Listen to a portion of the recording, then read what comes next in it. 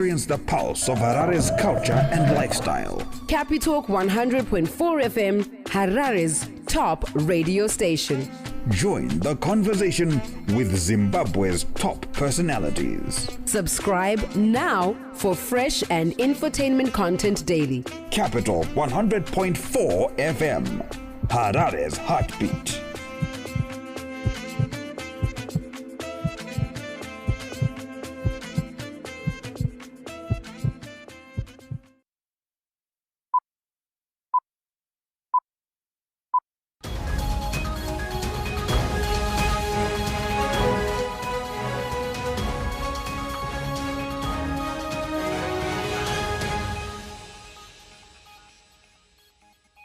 Hello and welcome. You're watching Newsplus right here on ZTN Prime. My name is Wadzanai Sansole and these are your top stories this evening.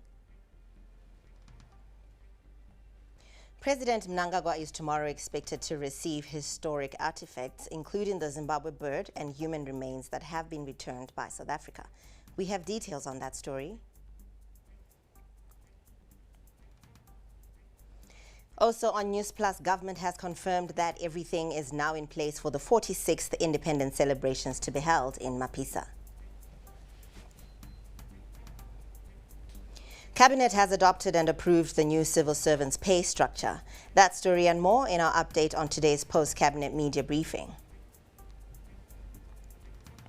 And for your sport, we reveal what the 2-year ban by the Pakistan Super League on Zimbabwean cricketer Blessing Muzarabani means. Thank you for joining us. It is a good evening. This is your top story. President Emmerson Mnangagwa is this Wednesday expected to receive the Zimbabwe bird and human remains that were taken during the colonial era. Now, this comes after South Africa, at the directive of President Cyril Ramaphosa, handed back the artifacts this Tuesday. Now, the symbolic handover, which took place in Cape Town, comes at a time Zimbabwe is preparing for independence celebrations this coming weekend.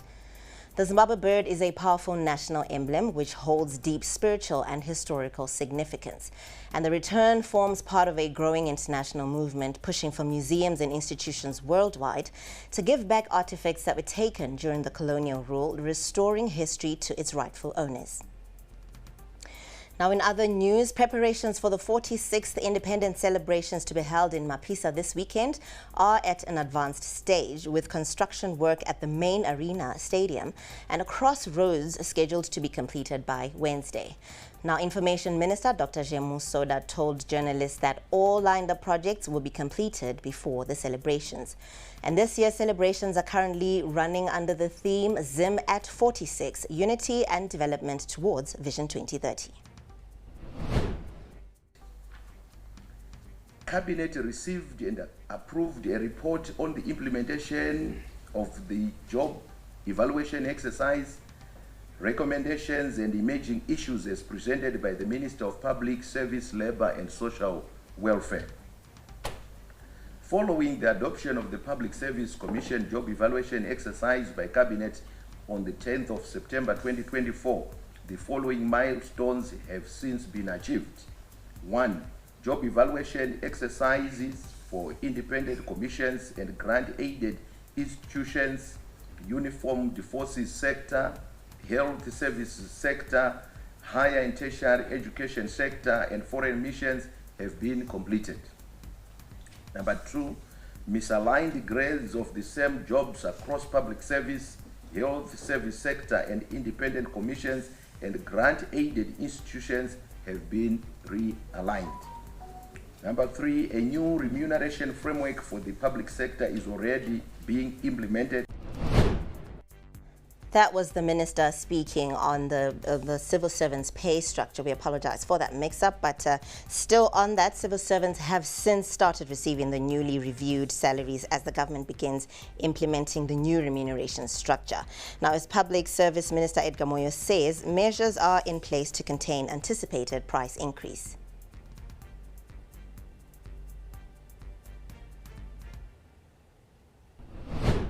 The question seeks to find out what government is doing in order to arrest this propensity by business to increase prices as soon as government talks about increasing civil servant salaries. It is unfortunate that some businesses behave in that manner. We don't expect it to happen that way. Businesses should their price model should not be influenced by what people earn, but rather by their cost escalations. So it's very unfortunate, and would encourage them not to take that route, because it has an effect even on inflation and other pressures on the civil servant salaries. But however, what we have done to arrest that behavior is that in our pronouncements about salaries, we have deliberately decided to talk about the framework and not the actual figures. So we hope that is going to contain that particular situation. Now, Harare City Mayor Jacob Mafume has reaffirmed his commitment to improving street lighting across the city as concerns grow over a surge in violent robberies in the western suburbs. Now, the issue took center stage during today's full council meeting, where councillors raised alarm over increasing attacks in areas such as Marlborough and Melbourne. Faith Nyaude has the details. Harare's push to restore street lighting is now being framed as a matter of public safety. This took center stage during a full council meeting in Harare this Tuesday, where the mayor expressed the city's commitment to installing and rehabilitating streetlights in all residential areas. The city must be alive during the day and night. So, vehicle planning, I think you should issue.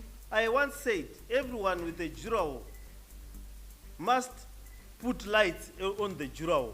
Everyone with these big buildings must design a light. This comes at a time when residents in western suburbs raised concerns over an increase in violent crimes in the Westgate, Marlborough and Melbourne areas. Councillors raised alarm over a spike in armed robberies and murders in these areas, resulting in deaths and loss of valuables. Reports indicate that a suspected gang of 3 using aliases Satan and Captain have been terrorizing communities, targeting homes, attacking security guards, and in some cases, stealing firearms. I think maybe 3 days ago, they took a rifle from the officer in charge, Marlborough. They took his vehicle. They then went on and actually committed further robberies using that same vehicle and rifle. And they actually killed the security officer at Harlingburg Primary School. Councillor for Harare West, Kuzai Kazombe, told council that poor street lighting is making it easier for criminals to operate undetected. Was for us to then maybe try and prioritize the issues to do with public lighting. And most of the spaces in our areas are dark. Harare City Draft Master Plan of 2025 to 2045, published in July of 2025, revealed that more than 60% of streetlights in Harare are not working, and the situation is now calling for immediate attention, not only in Marlborough, but throughout Harare. For ZTN Prime, I'm Faith Nyaude in Harare. Now, the Ministry of Information is currently carrying out consultations on the draft Media Practitioners Bill, with officials confirming that the process is now nearing completion. The bill is primarily focused on addressing ethical issues within the media landscape, including concerns around misinformation and professional conduct. Now, the legislation aims to tackle a growing problem in which some individuals and entities have been operating without proper registration and accreditation. Once finalized, this bill is expected to establish clearer guidelines for media practice to strengthen regulatory oversight and ensure that all practitioners meet the required professional and legal criteria. Basically, after establishing and coming up with legislation that is going to be followed and adhered to, having noted some serious concerns that were emanating in this field, in this profession, where some ethics were not being followed, where anyone could just operate without some standard procedures or some ethics that are used as guidelines. I would actually say we're at the final stage whereby we're just putting the final touches to establish that whatever has been drafted, can it actually be submitted and be used as a piece of work. Do stay tuned to Newsplus for more local, business and sports updates still to come. Every day, millions of moments travel through the air. A call home, a payment made, a lesson learned, a life saved. But behind each moment is something steady, something quiet, unseen, unshaken, powering connection, supporting lives. This is Econet Infraco, Zimbabwe's largest private infrastructure group, comprising towers, power, and real estate. We build and operate the essential systems that hold the country together with scale, certainty, and purpose. We bring together three powerful engines of progress under one roof. Towers that carry the signal, clean energy that keeps it alive, and foundations that hold it all in one place. Because behind every connection, every transaction, every step forward, there's a quiet force. Econet Infraco, built for resilience, designed for growth.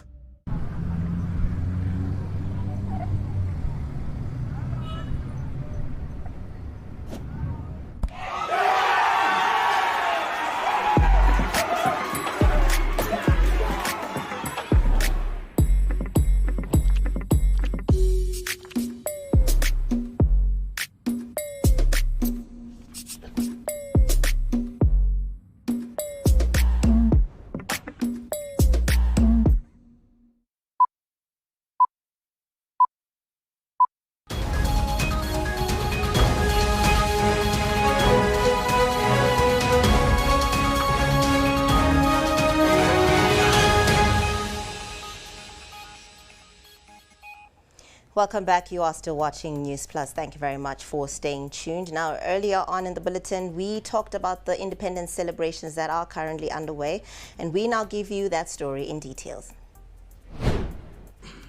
Preparations for the 2026 Independence Day celebrations, the Children's Party, and legacy infrastructure projects are well advanced, with most expected to be completed prior to the celebrations. Key construction activities at the main arena, the stadium, and access roads are on schedule to be completed by the 15th of April 2026. The construction of major access roads, including Bulawayo Mapisa and Gwanda Mapisa, is ongoing and targeted for completion by August 2026. In the interim, measures will be taken to ensure these roads are trafficable and the tours are closed in time for the event.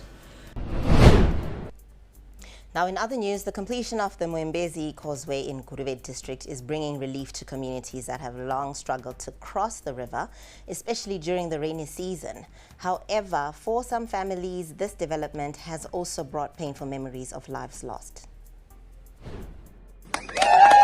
While the new Mwembezi Causeway is being welcomed by communities in Ward 10, it also stands as a reminder of past tragedies.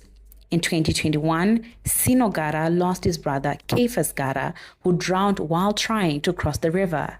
He left behind 5 children.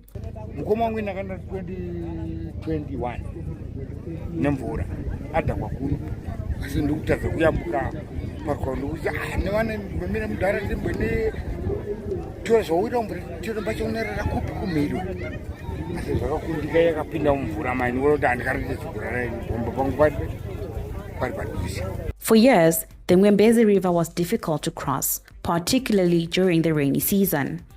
The old pipe drift was often submerged, cutting off communities and putting lives at risk. The newly constructed causeway now stretches 75 meters across the river along the Jugwada Berries Post Road. Built by the Rural Infrastructure Development Agency, it provides a safer and more reliable crossing. Pambane dambudziko lokuti vanhu vanga vasiri kugona kucrossa nenyaya yekuti mvura yaioverflowa nepamusoro nestructure yanga iri pasi, saka takaimprova kuita causeway ine maopenings ati kutaura 9 openings. Right. And 5 meters. The crossing now improves access to schools such as Nyandoro, Nyakapupu, Nyamangore, and Mavare, as well as Iron Boarding School. Nyakapupu Clinic is also now accessible throughout the year. Chitwo chiri pano ndechekuti vanhu venzvimbo ino vanga vanzwa nekunyepirwa zvakanyanya. Kubva 1980 vachingodzi chavaka bridge paBelgium, vanhu vachiuya vachienda. The causeway is also expected to boost economic activity by improving access to nearby mining areas and business centers, including Berejena, Chukamanja, and Kizito. Local villagers contributed labor towards the project and are expected to assist with the maintenance. Now, the private sector continues to complement government efforts in improving access to education. We now take you to Karoi, Zimbabwe's Mashonaland West province, where a new education facility, Divine Visions College, has taken up the initiative. Our correspondent Paddington Muguti has the story. The establishment of this learning institution in Karoi town is reshaping the education landscape, offering new opportunities to over 1,000 learners. The college offers a comprehensive learning pathway catering for learners from early childhood development ECD right through to advanced level, proving a one-stop center for education. Learners say the establishment of this institution has brought education closer to their home, at the same time offering boarding facilities.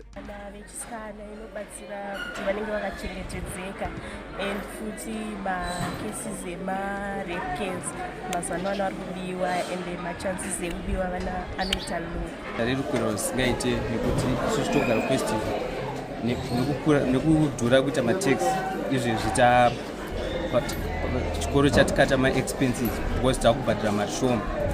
Mari yatifanira kushandisa kubhadhira ma-tax tichienda kuchikango ndoata kushandisawo kuitawo zvebread chichita. The school is working to reduce the distance to education, ensuring no learner walks more than 5 kilometers to access education. However, the institution has appealed to authorities to avail land and intervene where there are disputes between development partners and local authorities. The government at Bachrao, Kuana Patita land, to regulate disputes in terms of Kuana land, the local authority in our council. According to the Ministry of Primary and Secondary Education, Mashonaland West is a total of 1,449 schools, both primary and secondary, but they are still not enough to meet the demand. Reporting for ZTN Prime in Karoi, I'm Paddington Muguti. It's time now to take a look at what's happening in the world of business. I was raised in a family of 4 siblings. We're very musical. We had so much time to practice in the streets. The neighbors always complained. And I remember standing outside my grandmother's house. I would have a talk show with Bricks as my guests. So I think my career choice was a very natural one. My journey with MultiChoice started at Idols. It was so professional. I was so intimidated, but it turned out to be a very fruitful one. From Idols, Our Perfect Wedding Zimbabwe, Chew On, they've held my hand. I'm a proud member of that MultiChoice family. To ignite Africa's creative industries, to me, is what MultiChoice is doing. And they're bringing great, brilliant minds together to tell our African stories and for us to determine the path that we're going to take for the future. It's priceless.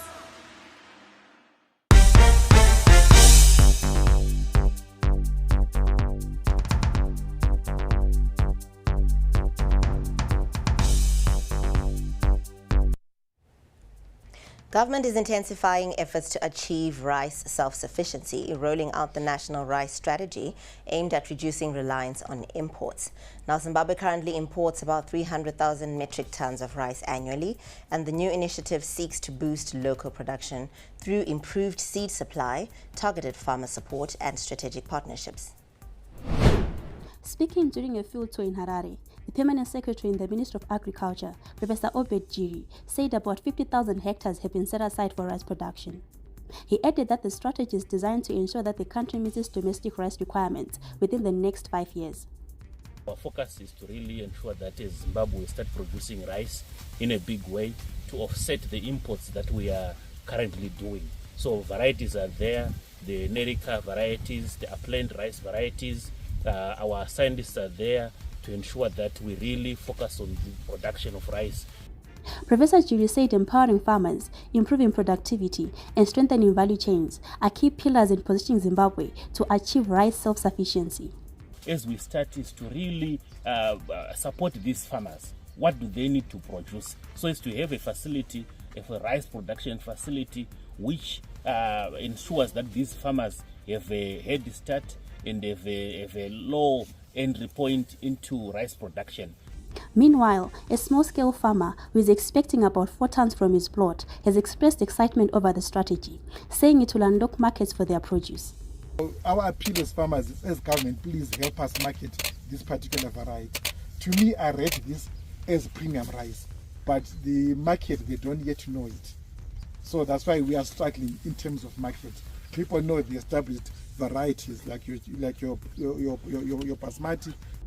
The initiative is expected to ease pressure on imports, boost rural livelihoods, and contribute significantly to the country's economic growth. For ZTM Prime, I am Mashudu Mambo in Harare. Now coming up in sport, Mzarabani handed 2-year ban by PCB. They call me Racer X, or in this case, Racer J. All right. Put your seatbelt on.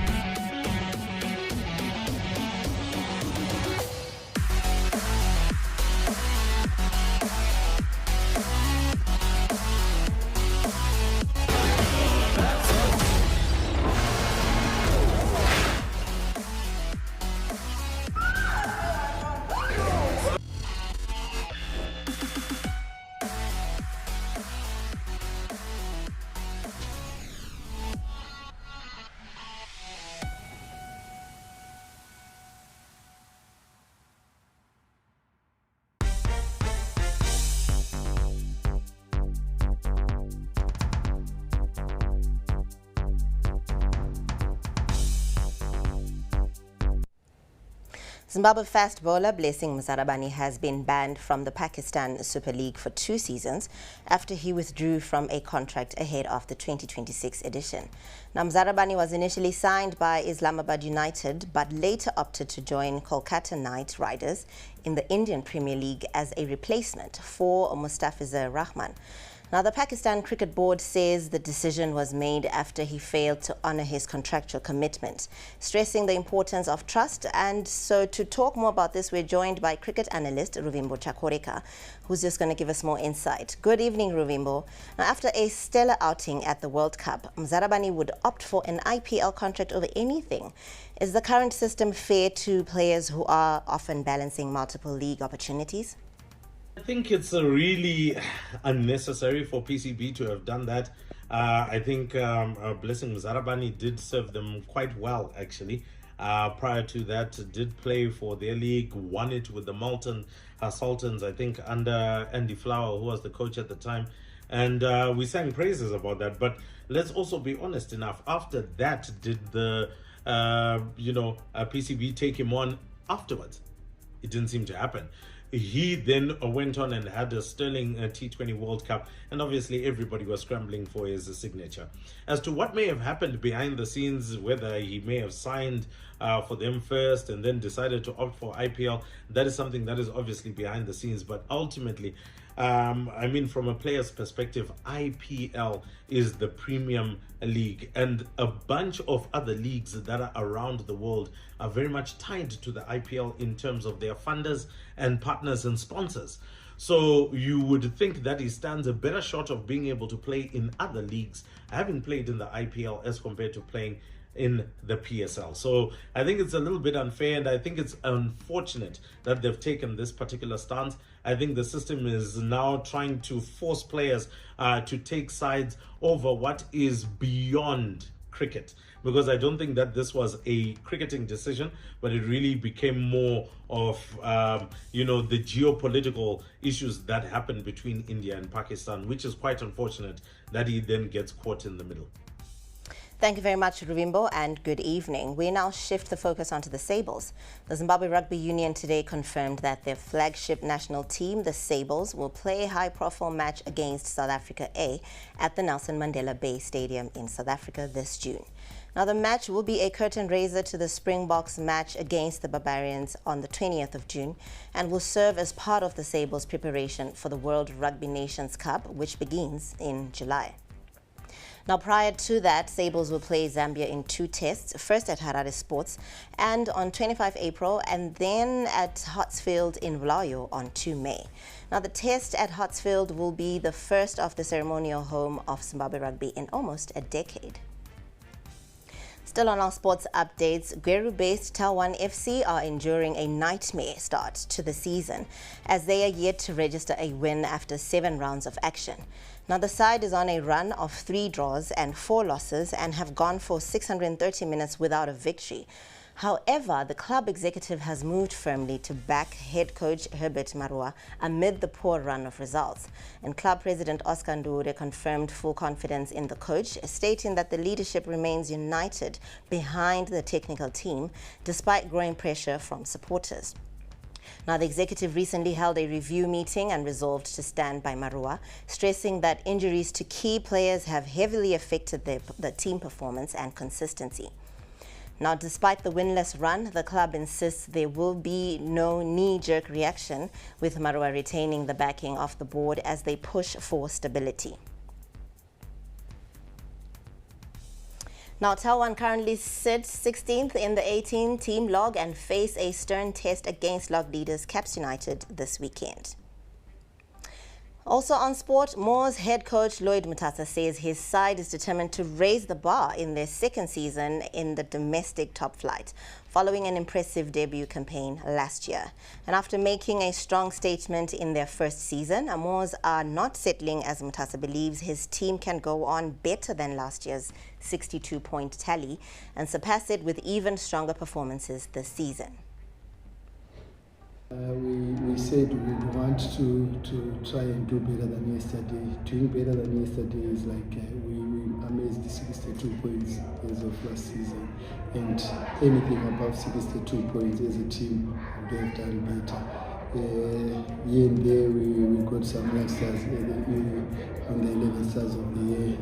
We got 2. And anything above that would have done better.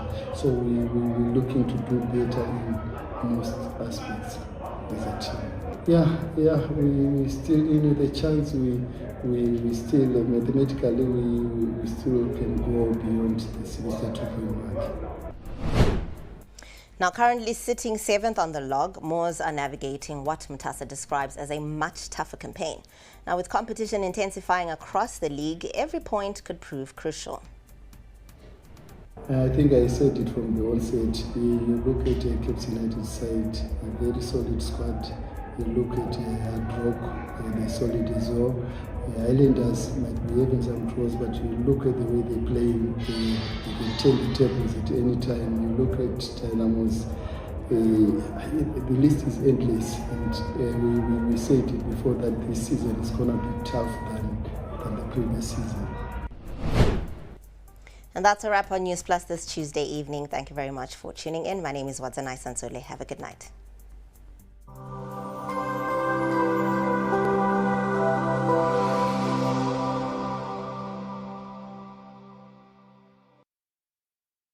Catch exclusive interviews every weekday for candid, exciting and thought-provoking conversations with your host, Erika Ndoro.